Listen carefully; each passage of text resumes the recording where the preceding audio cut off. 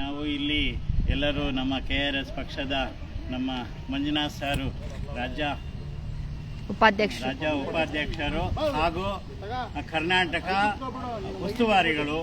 ಹಾಗಾಗಿ ಇವರು ಈಗ ನಮ್ಮ ಪಕ್ಷದ ಬಗ್ಗೆ ಮತ್ತು ದೇವಸ್ಥಾನದ ಬಗ್ಗೆ ಎಲ್ಲ ವಿಷಯಗಳನ್ನು ಇವರು ತಿಳಿಸುತ್ತಿದ್ದಾರೆ. ತಿಳಿಸಿ. ನಮಸ್ಕಾರ ಬಂದಳೆ.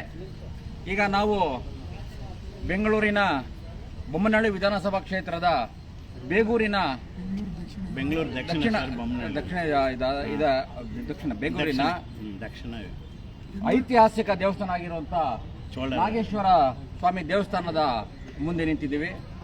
ಇಡೀ ನಾಳಿಗೆ ಒಂದಷ್ಟು ಗಂಭೀರವಾದ ವಿಷಯಗಳನ್ನ ತಿಳಿಸೋಕ್ಕಾಗಿ ನಾವು ಇವತ್ತು ಈ ದೇವಸ್ಥಾನದ ಮುಂದೆ ಲೈವ್ ಬರ್ತಾ ಇದ್ದೀವಿ. ಬಂಧುಗಳೇ, ರಾಜರ ಕಾಲದಿಂದ ಅದಕ್ಕಿಂತ ಮೊದಲು ಪುರಾತನ ಕಾಲದಿಂದ ನಮ್ಮ ದೇಶ ಒಂದು ರೀತಿಯಲ್ಲಿ ಹಲವಾರು ದೇವರುಗಳ ನಂಬಿಕೆಗಳ ಮೇಲೆ ಒಂದಷ್ಟು ನಡೀತಾ ಬರ್ತಿರುವಂಥ ದೇಶ ಆಗಿದೆ. ಒಂದು ರೀತಿಯಲ್ಲಿ ವೈಚಾರಿಕತೆಗಳನ್ನು ಹಲವಾರು ಧಾರ್ಮಿಕ ನಂಬಿಕೆಗಳನ್ನು ಇಟ್ಕೊಂಡು ನಮ್ಮ ಪುರಾತನ ಕಾಲದಿಂದ ಈ ದೇಶ ಸಾಂಸ್ಕೃತಿಕವಾಗಿ ಕಟ್ಟಲ್ಪಟ್ಟಿರುತ್ತದ್ದು. ಆ ನಂತರದಲ್ಲಿ ಬಂದಂಥ ರಾಜರ ಕಾಲದಲ್ಲಿ, ಪ್ರಮುಖವಾಗಿ ಚೋಳರು ಇವರೆಲ್ಲ ಕಾಲದಲ್ಲಿ ಇಡೀ ದೇಶಾದ್ಯಂತ ಮತ್ತು ಪ್ರಮುಖವಾಗಿ ಕರ್ನಾಟಕದಲ್ಲಿ ಮತ್ತು ದಕ್ಷಿಣ ಭಾಗದ ಹಲವಾರು ರಾಜ್ಯಗಳಲ್ಲಿ, ತಮಿಳುನಾಡು, ಕೇರಳ, ಹೀಗೆ ಆಂಧ್ರ, ಕರ್ನಾಟಕ ಈ ತರ ಪ್ರಮುಖವಾಗಿ ಇಲ್ಲಿ ಹಲವಾರು ಒಂದು ಪ್ರಾಚೀನ ದೇವಾಲಯಗಳನ್ನು ಆವಾಗಿನ ರಾಜರು ತಮ್ಮ ರಾಜ್ಯವನ್ನು ಸುಭಿಕ್ಷವಾಗಿಡಬೇಕು ಅನ್ನೋ ಕಾರಣಕ್ಕಾಗಿ ತುಂಬಾ ಭಕ್ತಿಯಿಂದ ಜನರನ್ನು ರಕ್ಷಣೆ ಮಾಡಬೇಕು ಅನ್ನೋ ಕಾರಣಕ್ಕಾಗಿ ಈ ದೇವಸ್ಥಾನಗಳನ್ನು ಕಟ್ಟಿದ್ರು.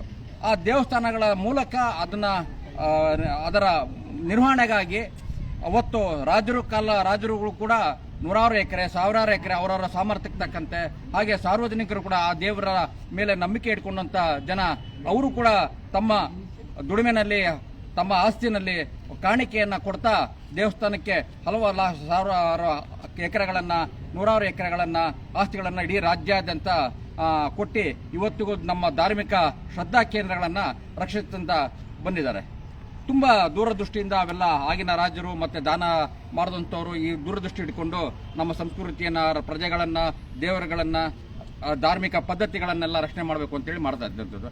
ಆದರೆ ಕಳೆದ ಸ್ವಾತಂತ್ರ್ಯ ನಂತರದಲ್ಲಿ ಅದರಲ್ಲೂ 30-40 ವರ್ಷಗಳ ಹಿಂದೆ ಇದು ಒಂದು ರೀತಿಯಲ್ಲಿ ದುರಾಸೆಯನ್ನ ಪಡೆದಂತ ಇಡೀ ರಾಜ್ಯ ಎಲ್ಲರೂ ಒಂದು ಜನರಲ್ಲಿ ದುರಾಸೆಯನ್ನ ಹೆಚ್ಚು ಆಗಿದ್ದರ ಪರಿಣಾಮವಾಗಿ ಇವತ್ತು ಸರ್ಕಾರದ ಆಸ್ತಿಗಳನ್ನು, ಸಾರ್ವಜನಿಕರ ಆಸ್ತಿಗಳನ್ನು ನಕಲಿ ದಾಖಲೆಗಳ ಮೂಲಕ ಕಬಳಿಸ್ತಾ, ವಂಚನೆ, ಮೋಸ ಮಾಡ್ತಾ ಸಾರ್ವಜನಿಕರಿಗೂ ಮೋಸ ಮಾಡ್ತಾ, ಆಸ್ತಿಗಳನ್ನು ಮಾಡ್ತಾ ಕಬಳಿಸ್ತಾ, ಅದನ್ನ ನಕಲಿ ದಾಖಲೆಗಳನ್ನು ಸೃಷ್ಟಿ ಮಾಡಿ ಸಾರ್ವಜನಿಕರಿಗೂ ಮೋಸ ಮಾಡ್ತಾ, ವಂಚನೆ ಮಾಡ್ತಾ ಬಂದಿದ್ದಾರೆ.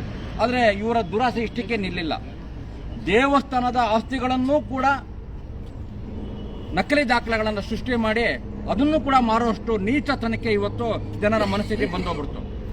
ಕೇವಲ ಸಾರ್ವಜನಿಕರು ಇನ್ಯಾರೋ ಈ ತರ ದುಷ್ಟ ಮನಸ್ಸಿನವರು, ದುರಾಸೆಯವರು ಈ ರೀತಿ ಮಾಡ್ತೀಯಾರ ಅಂತಂದ್ರೆ ಅದು ಅಲ್ಲ. ಸರ್ಕಾರದಲ್ಲಿರುವಂತ ಉನ್ನತ ಅಧಿಕಾರಿಗಳು, ಯಾರು ನಾವು KS, IAS ಅಂತ ನಾವು ಹೇಳ್ತೀವಿ, ಅವರು ಕೂಡ ಈ ಆಸ್ತಿಗಳನ್ನ, ಏನ್ ಪುರಾತನವಾಗಿ ಬಂದಂತ ದೇವಸ್ಥಾನದ ಆಸ್ತಿಗಳನ್ನ ಪರಬರೆ ಮಾಡ್ತಾ, ನಕಲಿ ದಾಖಲೆಗಳ ಮೂಲಕ ಪರಬರೆ ಮಾಡ್ತಾ ದೇವಸ್ಥಾನ ಆಸ್ತಿಗಳನ್ನು ನಾಶ ಮಾಡ್ತಾ ಬಂದಿದ್ದಾರೆ. ಅದೇ ರೀತಿಯಾಗಿ ಈ ದೇವಸ್ಥಾನ ನಾನೇನು ಹೇಳಿದೆ, ಬೇಗೂರಿನ ಈ ನಾಗೇಶ್ವರ ದೇವಸ್ಥಾನದಲ್ಲಿ ಪಂಚಲಿಂಗೇಶ್ವರನೂ ದೇವಸ್ಥಾನ ಇದೆ ಇಲ್ಲಿ. ಈ ದೇವಸ್ಥಾನದ ದೇವಸ್ಥಾನದ ಆಸ್ತಿಗಳನ್ನ ನೂರಾರು ಎಕರೆ, ಇನ್ನೂ ನಮಗೆ ಸರಿಯಾಗಿ ಅದ್ರ ಬಗ್ಗೆ ಸಿಕ್ಕಿಲ್ಲ, ಸಾವಿರಾರು ಎಕರೆ ದಾನ ಕೊಟ್ಟಿರುತ್ತೆ. ಹಿಂದೆ ತುಂಬೆಲ್ಲ ಇಲ್ಲೆಲ್ಲ ಹಲವಾರು ರಾಜರ ಇದರ ಗುರುತಿದೆ. ಅದರಲ್ಲೂ ತುಂಬಾ ಪುರಾತನವಾಗಿರುವಂತಹ ದೇವಸ್ಥಾನ ಇದು. ಒಳಗಡೆ ನೋಡಿದಾಗ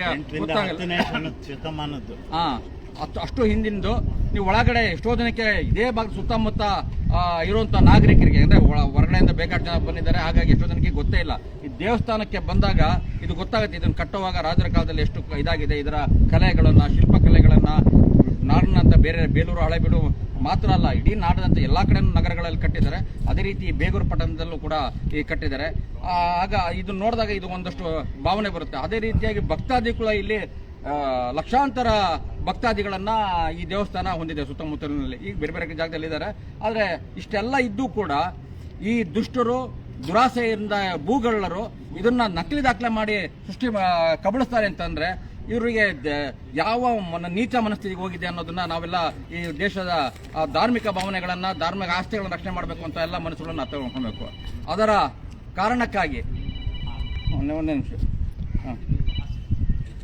ಅದರ ಆಸ್ತಿಯನ್ನು ಉಳಿಸ್ಕೊಳ್ಬೇಕು ಅನ್ನೋ ಕಾರಣಕ್ಕೆ ಈ ಪ್ರಮುಖವಾಗಿ ಇವೆಲ್ಲ ರಾಜ್ಯದ ಎಲ್ಲ ಧಾರ್ಮಿಕ ದತ್ತಿ ಇಲಾಖೆಯಲ್ಲಿರುವಂಥ ಹಾಗೂ ದತ್ತಿ ಇಲಾಖೆ ಸೇರಿದಂಥ ಟ್ರಸ್ಟ್ಗಳ ಮೂಲಕ ಇರುವಂಥ ಈ ದೇವಸ್ಥಾನಗಳ ಆಸ್ತಿಗಳನ್ನು ವಾಪಸ್ಸು ದೇವಸ್ಥಾನಕ್ಕೆ ಬರಬೇಕು. ಆ ಮೂಲಕ ಸಾರ್ವಜನಿಕರಿಗೆ, ಭಕ್ತರ ಕೈಯಲ್ಲಿ ಅದು ಉಳ್ಕೊಂಡು ಇನ್ನೂ ವಿಜೃಂಭಣೆಯಿಂದ ಇನ್ನೂ ನಮ್ಮ ಧಾರ್ಮಿಕ ಭಾವನೆಗಳನ್ನು ಹೆಚ್ಚೆಚ್ಚು ಜನ ಗೌರವಿಸುವಂತ, ಪೂಜಿಸುವಂತ ಆಗಬೇಕು ಅನ್ನೋ ಕಾರಣಕ್ಕಾಗಿ ಇವತ್ತೇನು ಸಾವಿರಾರು ಎಕರೆ ನಮಗೆ ಈ ದೇವಸ್ಥಾನದ ನಾಗಲಿಂಗೇಶ್ವರ ದೇವಸ್ಥಾನ ಆಸ್ತಿಗಳನ್ನ ಜನ ಕಬಳಿಸಿ ಹಲವಾರು ಸೈಟ್ಗಳನ್ನ ಮಾಡಿ ಹಲವಾರು ಸಾರ್ವಜನಿಕರಿಗೂ ಮೋಸ ಮಾಡ್ತಾ ಅಪಾರ್ಟ್ಮೆಂಟ್ ಕಟ್ಟಿ ಇವತ್ತು ಮೋಸ ಮಾಡಿರೋದು ನಮ್ಗೆ ಬಂದಿರೋದ್ರಿಂದ ಇವತ್ತು KRS ಪಕ್ಷ ಇಂಥ ಆಸ್ತಿಯನ್ನು ಉಳಿಸೋದಕ್ಕಾಗಿ ದೇವಸ್ಥಾನದ ಆಸ್ತಿಗಳನ್ನು ಉಳಿಸ್ಕೋಬೇಕು ಅನ್ನೋ ಕಾರಣಕ್ಕಾಗಿ ದಿನಾಂಕ 13/9 ಶನಿವಾರ ಬರುವಂತ ಇವತ್ತು 25 ತಾರೀಕು ಆಗಸ್ಟ್, ಇದು ಮುಂದಿನ ತಿಂಗಳ ಸೆಪ್ಟೆಂಬರ್ ತಿಂಗಳ 13ನೇ ತಾರೀಕಿನಂದು ಶನಿವಾರ ಇದೇ ಜಾಗದಲ್ಲಿ ನಮ್ಮ ಪಕ್ಷದ ಗೌರವಾಧ್ಯಕ್ಷ ಆಗಿರುವಂಥ ಶ್ರೀ ರವಿಕೃಷ್ಣ ರೆಡ್ಡಿ ಅವರ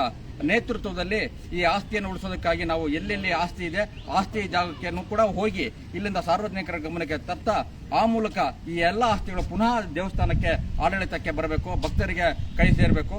ಯಾರೆಲ್ಲ ಈ ನಕಲಿ ದಾಖಲೆಗಳನ್ನು ಸೃಷ್ಟಿ ಮಾಡಿ ಈ ದೇವಸ್ಥಾನಕ್ಕೆ ದೇವರಿಗೆ ವಂಚನೆ ಮಾಡಿದ್ದಾರೆ, ಹಾಗೆ ಯಾರೆಲ್ಲ ಕಬಳಿಸಿ ಬೇರೆಯವರಿಗೂ ಸಾರ್ವಜನಿಕರಿಗೂ ಸುಳ್ಳು ದಾಖಲೆ ಮಾಡಿ ಅವರಿಗೂ ಕೂಡ ಆಸ್ತಿಗಳನ್ನು ಪರೆಬರೆ ಮಾಡಿ ಅವರು ಕೂಡ ನೊಂದಂಗೆ ಮಾಡಿದ್ದಾರೆ, ಇವರೆಲ್ಲರಿಗೂ ಶಿಕ್ಷೆ ಆಗಬೇಕು ಅನ್ನೋಂಥ ಉದ್ದೇಶದಿಂದ 13ನೇ ತಾರೀಕು ನಮ್ಮ ಒಂದು ದೊಡ್ಡ ಮಟ್ಟದಲ್ಲಿ ಇವತ್ತು ನಾವು ಅವತ್ತಿನ ದಿವಸ ನಾವು ಈ ಒಂದು ಕಾರ್ಯಕ್ರಮನ ಹಮ್ಮಿಕೊಂಡಿದ್ದೀವಿ.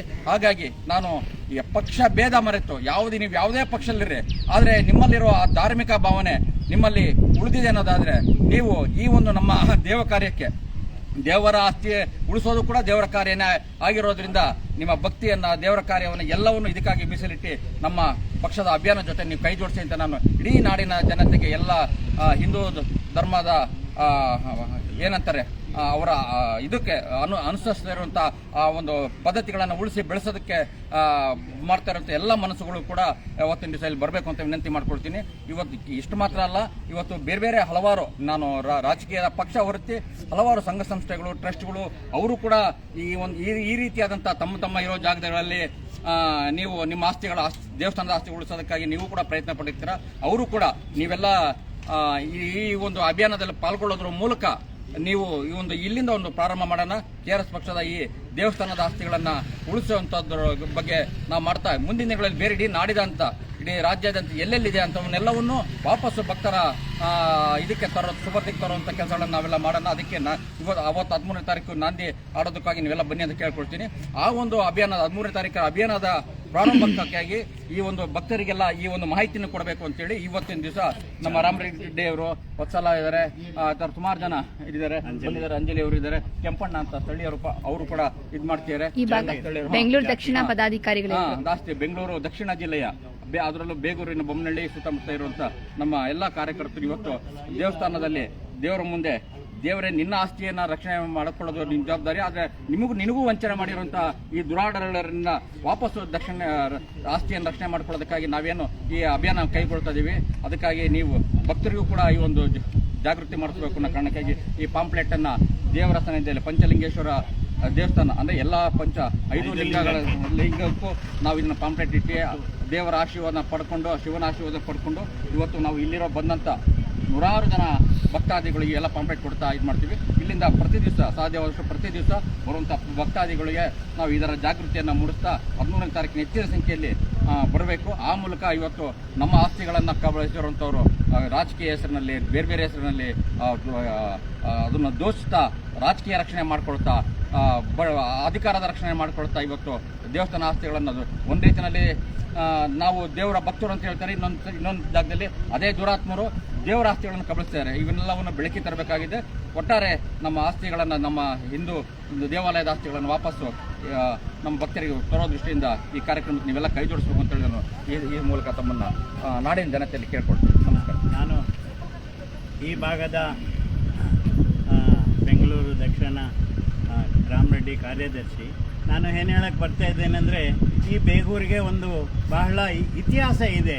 ಯಾಕೆಂದರೆ ಈ ಇತಿಹಾಸ ನುಸುಗಿ ಹೋಗುತ್ತಾ ಇದೆ. ನಮ್ಮ ಹಿಂದಿನ ಮಕ್ಕಳಿಗೆ ಅಥವಾ ಹಿಂದಿನ ನಮ್ಮ ಮಕ್ಕಳಿಗೆ ಮೊಮ್ಮಕ್ಕಳಿಗೆ ಇದು ಎಲ್ಲಿ ಯಾಕೆ ಬಂತು ಅನ್ನೋ ಒಂದು ವಿಷಯನೇ ಮರೆತು ಹೋಗುತ್ತೆ.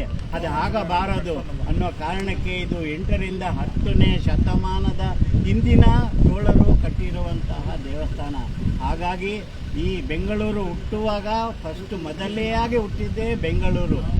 ಬೇಗೂರೇ ಬೆಂಗಳೂರು ಆಗಿರೋದು, ಬೇಗೂರಿಂದನೇ ಬೆಂಗಳೂರು ಹುಟ್ಟಿರೋದು. ಸೊ ಹಾಗಾಗಿ ಕೆಂಪೇಗೌಡರು ಬಂದಾಗ ಅಲ್ಲಿ ಒಂದು ಪೇಟೆ, ಚಿಕ್ಕಪೇಟೆ, ಅಕ್ಕಿಪೇಟೆ, ಬಳೆಪೇಟೆ ಹಾಗೆ ಅಲ್ಲಿ ಮಾಡಿದ್ದಾರೆ. ಆದರೆ ಮೂಲತಃ ಬೇಗೂರೇ. ಆದ ಕಾರಣದಿಂದ ಇದನ್ನು ಎಲ್ಲರೂ ಸಾರ್ವಜನಿಕರು ಸಹ ಇದಕ್ಕೆ ಪ್ರೋತ್ಸಾಹ ಮಾಡಬೇಕಂತ ಹೇಳ್ತಾ ನಾನು ತಿಳಿಸ್ತಾ ಇದ್ದೀನಿ. ಎಲ್ಲರೂ 13ನೇ ತಾರೀಕು ಬನ್ನಿ, ಎಲ್ಲರೂ ಒಟ್ಟಾಗಿ ನಮ್ಮ ದೇವಸ್ಥಾನ, ನಮ್ಮ ಆರ್ಥಿಕ ಸ್ಥಿತಿಯನ್ನು ಉಳಿಸೋಣ ಅಂತ ಹೇಳ್ತಾ ಈ ಮಾತನ್ನು